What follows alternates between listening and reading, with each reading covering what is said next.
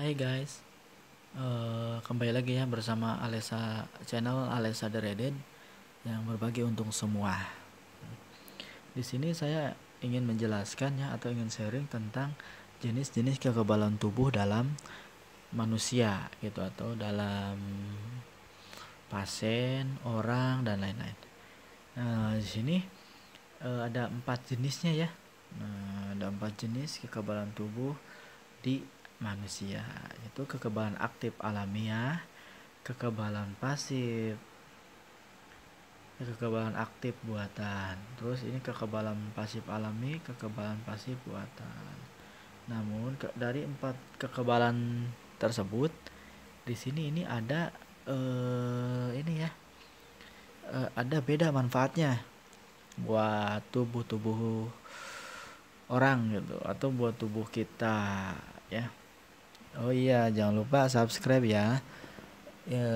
Ini soal ini atau materi ini sering ada ya di dalam soal-soal uji kompetensi ataupun SKB waktu soal CPNS. Ini ada soal-soal seperti ini gitu ya. Sebelum masuk ke soal, saya jelasin dulu apa sih yang dimaksud dengan kekebalan aktif alami, aktif buatan, pasif alami dan pasif buatan gitu ya. Oke, jenis yang pertama ini jenis kekebalan aktif alami. Nah, jenis kekebalan aktif alami ini yang ada di dalam tubuh kita, dia aktifnya eh, waktu orang tersebut itu terkena penyakit gitu, sehingga waktu terpaparnya kena penyakit, dia itu tidak melakukan minum obat ataupun yang lain-lain, cuman dia hanya melakukan istirahat yang cukup, makan yang banyak, minum air putih yang banyak sesuai dengan kebutuhan. Itu tindakannya, sehingga imunitas yang ada di dalam tubuhnya itu aktif sendiri dengan alaminya, yaitu untuk melawan penyakit yang tadi menyerang dirinya gitu ya. Ini adalah kekebalan aktif alami. Terus yang kedua adalah kekebalan aktif buatan. Nah, di sini kekebalan aktif buatan di sini seperti zaman-zaman sekarang ya, waktu itu ada virus corona COVID yang COVID-19. Maka dari itu seluruh orang yang ada di Indonesia ataupun mau di dunia itu wajib vaksin COVID-19 maupun ada Pfizer ataupun Sinovac gitu ya, ada pun Moderna gitu. Itu adalah jenis-jenis vaksin yang bertujuan agar kekebalan tubuh di dalam diri kita itu meningkat gitu. Kekebalan aktifnya itu dibuatkan pemberian vaksin. Jadi ya, untuk pemberian vaksin di sini adalah untuk meningkatkan kekebalan tubuh yang ada di dalam tubuh kita agar tidak terjangkit penyakit. Terus yang di sini yang selanjutnya ada kekebalan pasif alami. Kekebalan pasif alami di sini ketika ada seorang ibu yang menyusui anaknya, secara tidak langsung dia tidak hanya memberikan makanan, nutrisi ataupun minum pada bayinya, dan juga di situ akan meningkatkan sistem kekebalan tubuh anaknya gitu ya, karena dengan diberinya ASI yang nutrisinya banyak melewati ibunya gitu ya, nutrisi ibunya disalurkan kepada anaknya, itu akan meningkatkan sistem kekebalan tubuh yang ada di anaknya gitu. Terus yang selanjutnya yang terakhir kekebalan pasif buatan. Kekebalan pasif buatan di sini adalah ketika seseorang itu terkena bisa ular ataupun terkena besi yang berkarat, itu agar tidak terjadinya tetanus gitu ya.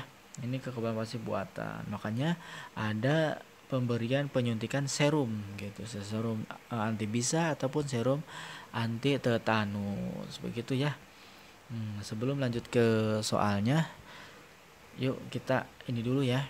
Kita subscribe dulu biar tidak ketinggalan untuk materi-materi selanjutnya. Soalnya materi ini atau soal-soal ini sering muncul ya pada kasus atau pada soal uji kompetensi CPNS SKB-nya di bidangnya ataupun P3K yang akan dilaksanakan bulan-bulan ini ya. Gitu. Oke. Oke, langsung saja di sini. Seorang ibu T tertular penyakit batuk setelah menghantar keluarganya yang sakit. Itu. Namun pada saat 1 hari setelah kejadian itu, ibu T langsung melakukan istirahat yang cukup, makanan yang bergizi, dan minum air putih yang banyak sesuai dengan kebutuhan. Setelah itu, keesokan harinya ibu T sudah tidak mengeluh batuk lagi, gitu ya. Dia tidak diberikan penyuntikan antibiotik, tidak pemberian penyuntikan serum, atau tidak pemberian vaksin, gitu. Terus dia sudah sembuh dari batuknya atau tadi terpaparan penyakitnya udah sembuh gitu ya. Jadi hal tersebut termasuk dalam kategori kekebalan tubuhnya apa nih?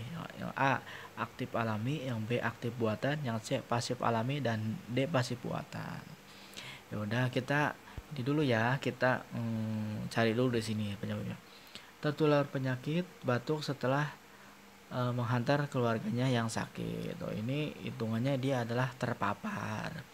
Kalau misalkan terpapar, dia tidak ada melakukan tindakan penyuntikan serum ataupun vaksin, itu berarti dia itu termasuk dalam kategori kekebalan aktif alami, gitu ya, yang alami karena ini kekebalan itu adanya di dalam tubuhnya langsung tanpa adanya perangsangan dari luar, gitu ya.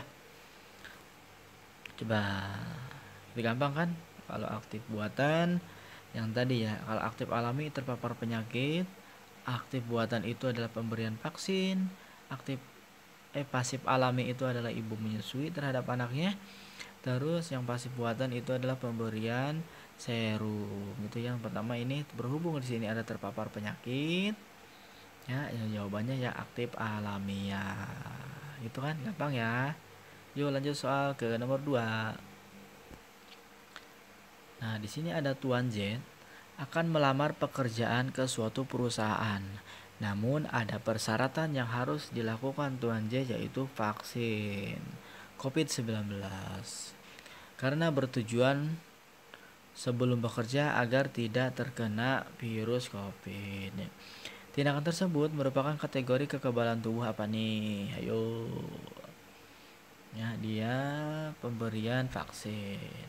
Yang A jawabannya aktif alami, yang B aktif buatan, yang C pasif alami, dan D pasif buatan. Ayo apa jawabannya? Ya jangan lupa ya, sekali lagi jangan lupa subscribe untuk channel ini agar tidak ketinggalan materi-materi yang akan saya bahas ya di sini, gitu, atau akan yang saya sharing terhadap teman-teman di sini. Mungkin mohon maaf ya kalau misalnya ada kesalahan, boleh nanti komentar di bawah ini ya, supaya kita semua saling mengingatkan. Semoga kita semua dalam melakukan ujian CPNS, P3K ataupun ujian kompetensi perawat itu ataupun kompetensi kedokteran, kebidanan itu lulus 100%. Amin. Udah di sini adalah tervaksin terpapar virus COVID, yang dimana terpapar virus COVID di sini yaitu merupakan kekebalan aktif buatan vaksinnya, karena kekebalan aktif alami ini untuk terpapar penyakit, aktif buatan ini adalah pemberian vaksin, yang pasif buatan ini untuk dari ibu ke anaknya menyusui. Terus pasif buatan adalah pemberian serum tetanus atau anti bisa ular, gitu ya.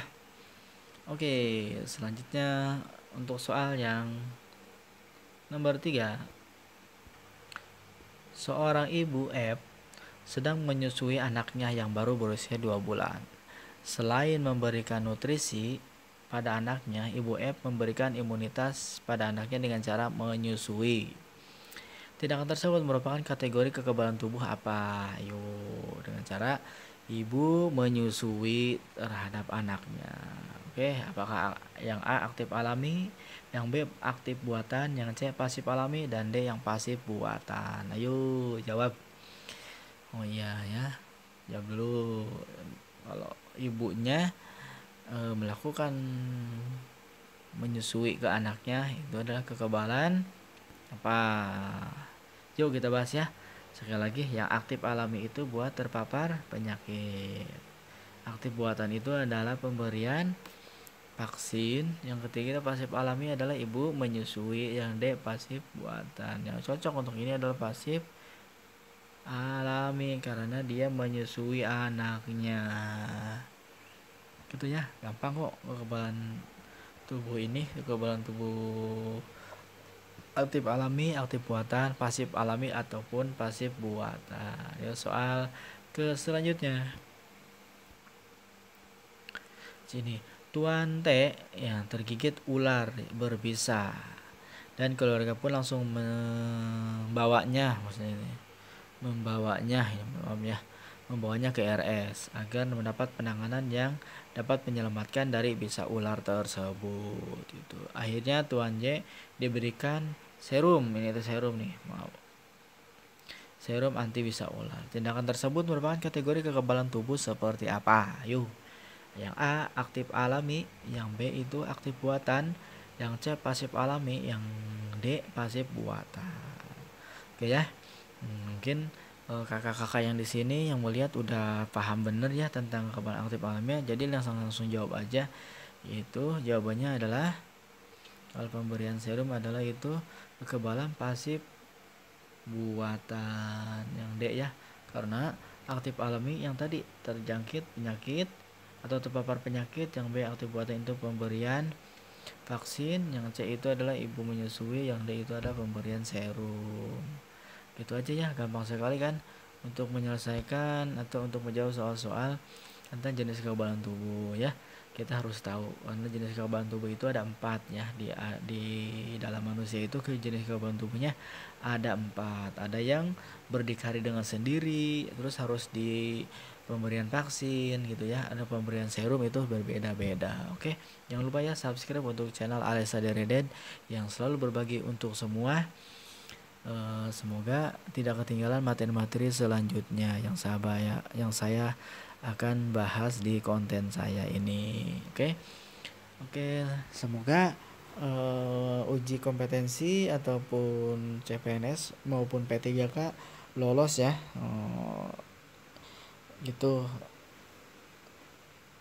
kita berdoa sama-sama. Oke, terima kasih sudah menonton. Assalamualaikum warahmatullahi wabarakatuh.